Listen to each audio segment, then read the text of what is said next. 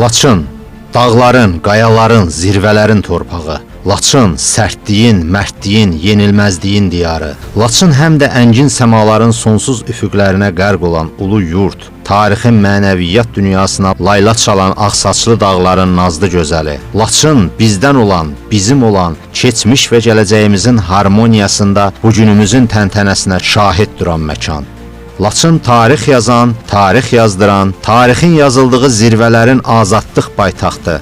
Bugün Azərbaycanın, Türk-İslam dünyasının birlik, qardaşlıq yollarında ən möhkəm sütunlardan birinin əsası məhz Laçında qoyuldu. 28 mayda, elə tarixin Türk-İslam dünyası üçün ən önəmli təqvim günlərindən birində. Bugün Laçın yenilənir, qurulur, abadlaşdırılır, tarixin ruhunu, dağların saflığını, Azərbaycanın qüdrətini, gələcəyini, böyük ideyalarını öz mayasından şirələndirən Laçın həm də həsrətin, niskilin bitib, ümidlərin boy atdığı, arzuların çiçəkləndiyi günlərini yaşayır. Yaşa, yaşa, çox yaşa doğma Laçın, çox yaşa doğma Azərbaycan.